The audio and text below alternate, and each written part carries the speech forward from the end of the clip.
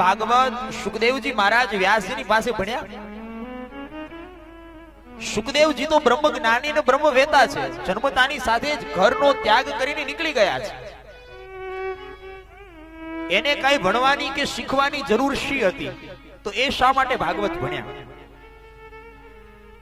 અને ત્રીજું, તમે એમ કીધું કે ભર યુવાનીમાં રાજા પરીક્ષિત પોતાનું સર્વસ્વ ત્યાગી ગંગાને કિનારે જઈ અને બેસીને કથા સાંભળે. તો મહારાજ, રાજા પરીક્ષિતે એવું શું કાર્ય કર્યું હતું કે એને કારણે એને ભર યુવાનીમાં રાજ્યનો ત્યાગ કરી ગંગાને ઘાટે જઈ અને કથા સાંભળવી પડી? અલગ અલગ 3 પ્રશ્નો પૂછ્યા છે. અને 3 પ્રશ્નોના ઉત્તરમાં સૂતજી કહે છે, સાંભળો ઋષિ મુનિઓ, હું તમને કહું. દ્વાપરે સમનો પ્રાપ્તે તૃતીયે યુગ પર્યયે ચાતઃ પરાશરાત યોગી વાસવ્યા કલયા. હે ઋષિ મુનિઓ, જ્યારે બીજો દ્વાપર યુગ આવ્યો ત્યારે પરાશર ઋષિ અને માતા સત્યવતી દ્વારા એક બાળકનો જન્મ થયો. યમુનાજીના કૃષ્ણ દ્વીપમાં એનો જન્મ થયો એટલે નામ પડ્યું કૃષ્ણ દ્વૈપાયન. એ બાળકે મોટો થઈ અને બોર ખાઈને તપ કર્યું. બોર ખાઈને તપ કર્યું એટલે એક નામ પડ્યું બાદરાયણી. અને વધારે મોટો થયો એટલે વેદોનો વિસ્તાર કર્યો એટલે નામ પડ્યું વ્યાસ. એ વ્યાસજી મોટા થયા, એમણે 17 પુરાણોની રચના કરી. પણ 17 પુરાણની રચના કરવા છતાં વ્યાસજીના મનને સંતોષ ન હતો. એક દિવસ વ્યાસજી પોતાના શમ્યાપ્રાસ નામના આશ્રમમાં બેઠા. સંધ્યા ટાઈમ હતો, સાંજનો સમય હતો. વ્યાસજી જ્યાં બેઠા હતા ત્યાં નારદજી આવ્યા છે. આવીને નારદજીએ વ્યાસજીના મુખની સામે જોયું અને ખબર પડી કે વ્યાસજીના મુખમાંથી કંઈક ચિંતા લાગે છે. નારદજી પૂછે છે, પારાશર્ય મહાભાગ ભવતઃ કચ્ચિદાત્મનમ પરિતુષ્યતિ શારીરમ આત્મા માનસેવ વા. હે વ્યાસજી, તમે તો સંત છો. સંતના મોઢા માથે ચિંતા ન શોભે. સંતે તો ભગવાનનું ચિંતન કરવાનું હોય. એક વસ્તુ યાદ રાખજો મારા વાલા, આ સંસાર છે ને એના 2 પાસા છે, સુખ અને દુઃખ. તડકો ન પડે તો છાયાની કિંમત સમજાય નહીં. પણ જ્યારે દુઃખ આવે ને જીવનમાં ત્યારે બહુ ચિંતા ન કરવી, ભગવાનના નામનું ચિંતન કરવું. સ્મરણીયો વ્રજાધિપ ચિંતનીયો વ્રજાધિપ. फिक्र सबको खा गई फिक्र सबका पीर पर फिक्र की फाकी करे उसका नाम फकीर. નારદજીએ પૂછ્યું વ્યાસજીને, ત્યારે વ્યાસજી કહેવા લાગ્યા કે નારદજી, મેં 17 પુરાણ લખ્યા પણ મારા મનને હજી સંતોષ નથી. ત્યારે નારદજી કહેવા લાગ્યા, વ્યાસજી ક્ષમા કરજો પણ એક વાત કહું. બોલે શું? કે તમે અત્યાર સુધીમાં જે 17 પુરાણો લખ્યા છે ને એ પુરાણોમાં તમે જ્ઞાનને પ્રાધાન્યતા આપી છે, ભક્તિને પ્રાધાન્યતા નથી આપી. ઈશ્વર સુધી પહોંચવું હોય ને તો જ્ઞાન સાથે ભક્તિ પણ જોઈએ. ભક્તિ વગર ભગવાન રાજી થતો નથી. ભક્તિને કેન્દ્રમાં રાખી અને ભાગવત ભાખો, તમારું પણ કલ્યાણ થશે અને જગતનું પણ કલ્યાણ થશે.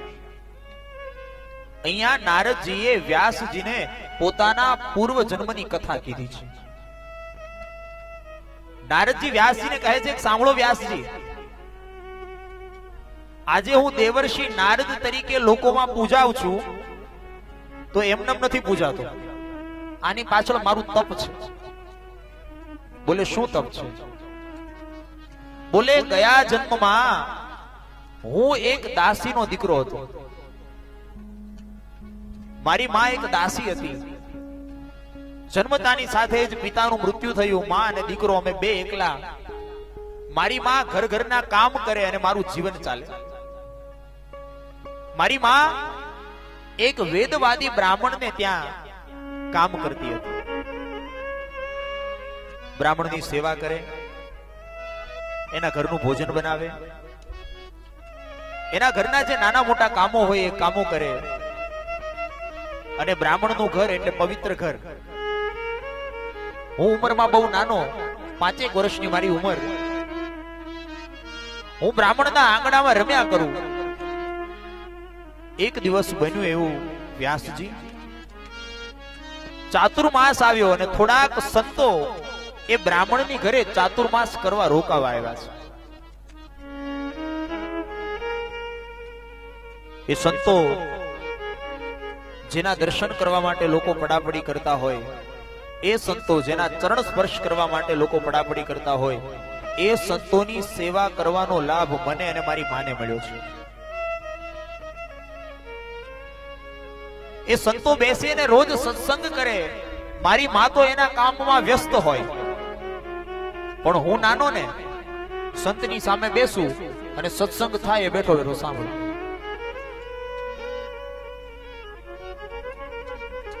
એક દિવસ સત્સંગ ચાલતો હતો અને સત્સંગ કરતા કરતા પેલા સાધુ મહારાજની નજર મારા ઉપર પડી. મને પૂછ્યું, અરે બેટા, તારી ઉંમર તો બહુ નાની છે, તને અમે જે સત્સંગ કરીએ છીએ એમાં ખબર પડે છે? નારદજી કહેવા લાગ્યા, બાપજી ખબર તો નથી પડતી, પણ મજા બહુ આવે છે. તમે જે કરો છો ને એમાં મજા બહુ આવે છે. તમારું બાળક જ્યારે નાનું હોય ને ત્યારથી જ એનામાં સત્સંગના ગુણ આપજો. અને તમે જે કરશો, જેમ કરશો, જેવી રીતે કરશો એવી રીતે તમારું સંતાન કરશો. તમે બધાએ અનુભવ્યું હશે. અને મેં હમણાં કલાક પહેલા દાખલો જોયો સંદીપભાઈનો.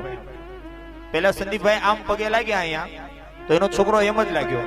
અહીંયા સંદીપભાઈ નમીને પગે લાગ્યા તો એનો છોકરો નમ્યો કે મારા પપ્પા નમે છે તો મારે નમવું જોઈએ. છોકરો નાનો છે. મને ખબર નથી સંદીપભાઈ તમારો, મને તો સ્તુતિબેન ની એકની જ ખબર. અને સ્તુતિબેન એ નાની એવી દીકરીની કાલની તમને વાત કરું. કાલે તમે બધા તો પોથી યાત્રામાં મસ્ત હતા અને વ્યસ્ત હતા. એ દીકરી મારી સામે પોથી યાત્રામાં બગીમાં હતી. એના ખોળામાં કોઈ નાની દીકરી બેઠેલી. સ્તુતિના ખોળામાં બેઠેલી નાની છોકરી રડતી હતી. અને સ્તુતિ જેમ કોઈ માં દીકરીના આહુડા લૂછતી હોય ને, બે હાથે એના આહુડા લૂછતી હતી.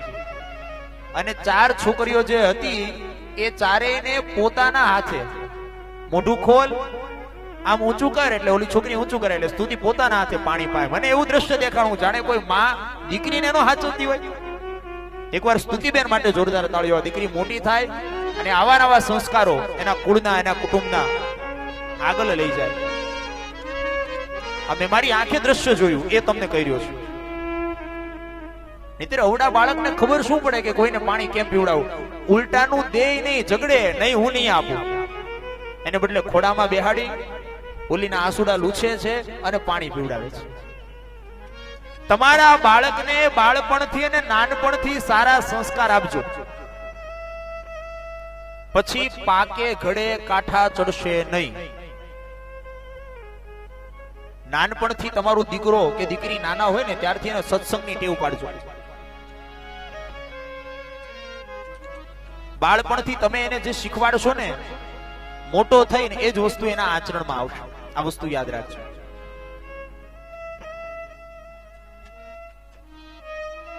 એક શેઠ રોજ સત્સંગમાં જાય અને સાધુ મહારાજ રોજ સત્સંગ કરાવે.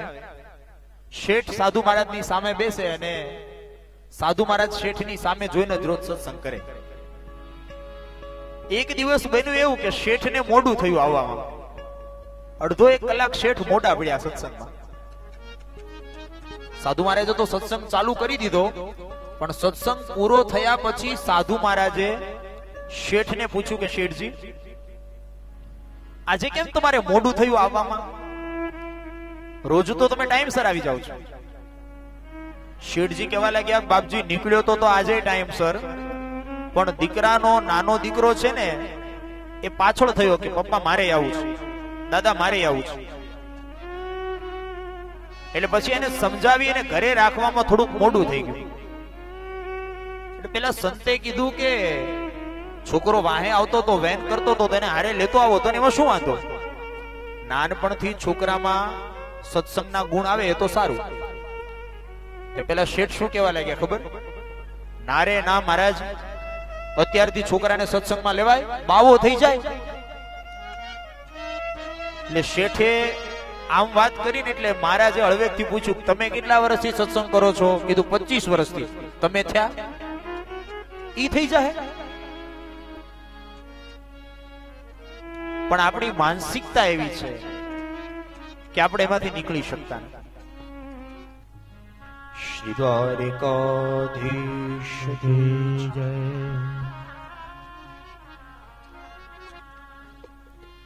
તો નારદજી એ સંતોની સાથે બેસી અને સત્સંગ શ્રવણ કરતા હતા, સાંભળતા હતા. સંતોએ પૂછ્યું કે બેટા તને આમાં કશી ખબર પડે છે? બોલે નહીં મહારાજ, ખબર તો નથી પડતી પણ મજા બહુ આવે છે. નારદજીનો આ જવાબ સાંભળી અને સંતો રાજી થયા. પછી તો નારદજીને સમજાય એવી સરળ અને સહેલી ભાષામાં સંતો સત્સંગ કરવા લાગ્યા છે. સત્સંગ કરતા કરતા સમય પસાર થયો, ચાતુર્માસ પૂર્ણ થયા. સંતોએ રજા લીધી કે હવે અમે અમારી યાત્રાને આગળ વધારીએ. ત્યારે નારદજી સંતોના પગમાં પડ્યા છે. 5 વર્ષનો એ બાળક સંતોના પગમાં પડીને કહેવા લાગ્યો, મહારાજ તમારી સાથે સત્સંગ કરીને મારું મન પણ ઈશ્વરની સાથે જોડાઈ ગયું છે. હે પ્રભુ, હવે આપ મને આપની સાથે લઈ જાઓ, હું આપની સેવા કરીશ. નારદજીની વાત સાંભળીને સંતો કહેવા લાગ્યા, નારદજી હજી તમારી ઉંમર પણ નાની છે અને તમારી ઉપર એક જવાબદારી છે. તમારી જવાબદારી છે તમારી માતાની સેવા. પહેલા તમે તમારી માતાની સેવા કરો અને સેવા કરતા કરતા જે સમય વધે ને એ સમયમાં ભગવાનનું સ્મરણ કરજો. અમે તમને એક શ્લોક આપીએ છીએ, દ્વાદશાક્ષર ગાયત્રી શ્લોક આપ્યો છે. નમો ભગવતે તુભ્યં વાસુદેવાય ધીમહિ પ્રદ્યુમ્નાય અનિરુદ્ધાય નમઃ સંકર્ષણાય. સંતોએ કીધું કે રોજ આ શ્લોકનું પઠન કરજો, તમારી માની સેવા કરજો.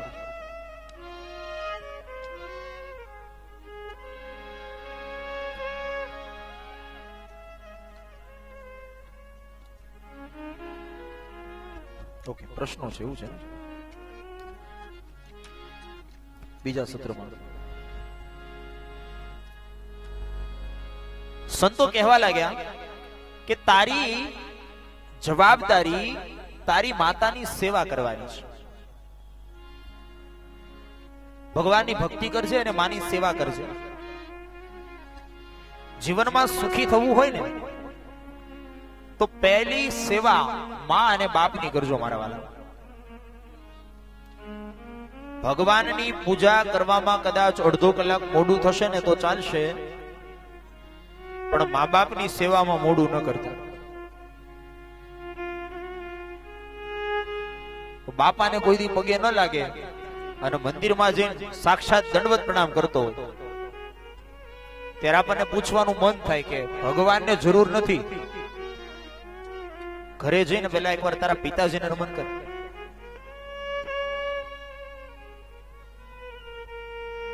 નારદજીને કીધું કે તમે તમારી માતાની સેવા કરો.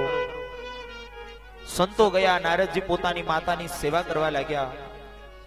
સેવા કરતા કરતા કરતા સમય પસાર થયો. એક દિવસ રાત્રિએ બન્યું એવું કે નારદજીના માતા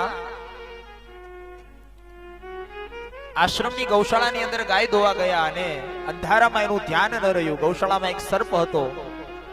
સર્પની પૂંછડી ઉપર એનો પગ આવ્યો અને સર્પે નારદજીની માતાને દંશ દીધો. નારદજીની માતાનું મૃત્યુ થયું છે.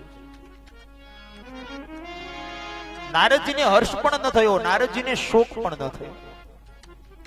વિચાર્યું એક જવાબદારી હતી, ઈશ્વરે એ પણ પૂર્ણ કરી. નારદજી નીકળી ગયા પોતાનું શેષ જીવન ભગવાનનું સ્મરણ કરવામાં.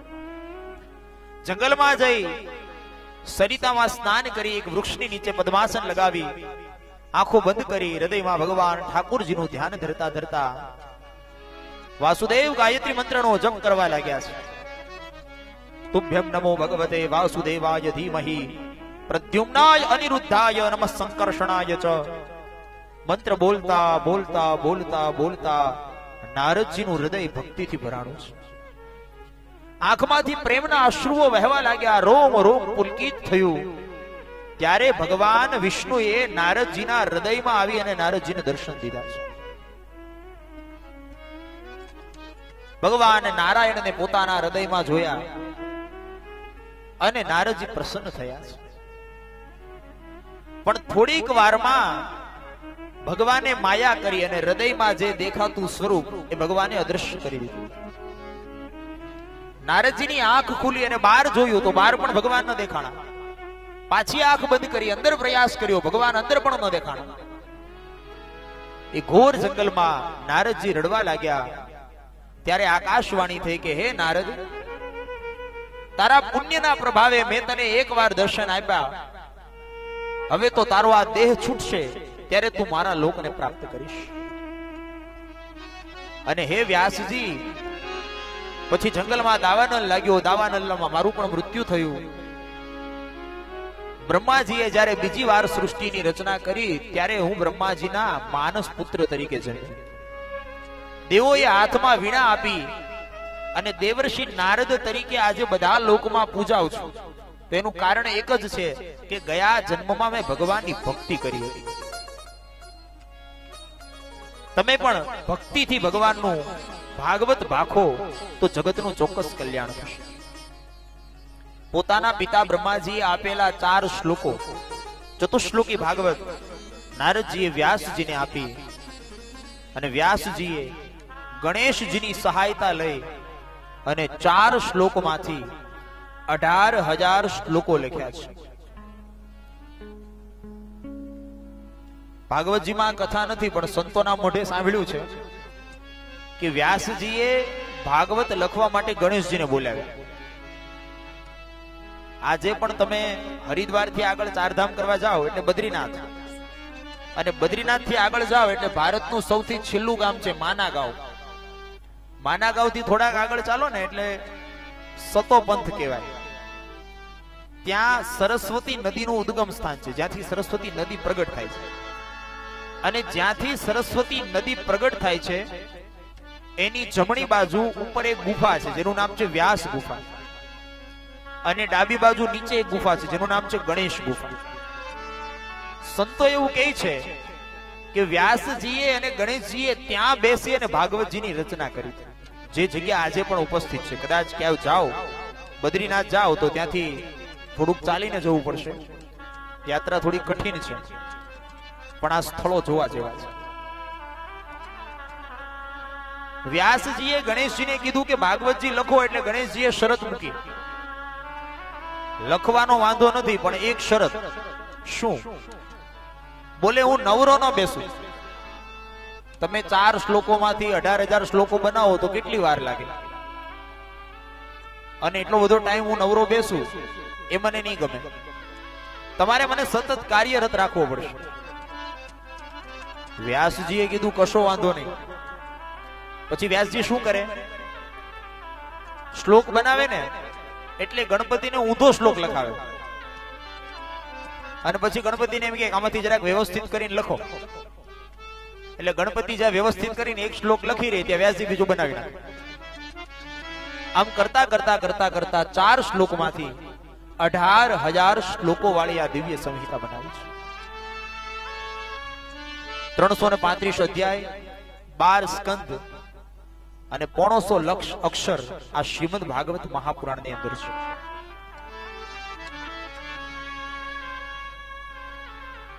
માવડીઓ ભજન ગાય એમાં ધોળ ગાય અને ધોળમાં આવે આંબો. આંબો જેને આવડતો હોય એને ખબર હોય કે ભાગવતજી નું મહત્વ શું છે. આપણે ગાઈએ ને હે આંબો અખંડ ભુવન થી ઉતર્યો આંબો અખંડ ભુવન થી ઉતર્યો અખંડ ભુવન થી ઉતર્યો આંબો અખંડ ભુવન થી ઉતર્યો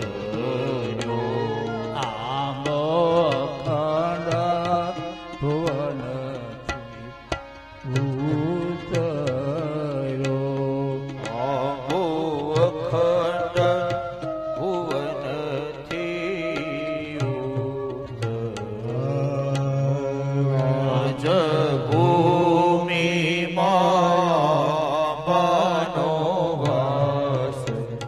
સખી રે આંબો રોપિયો વ્રજ ભૂમિ માયા વાસ સખી રે આંબો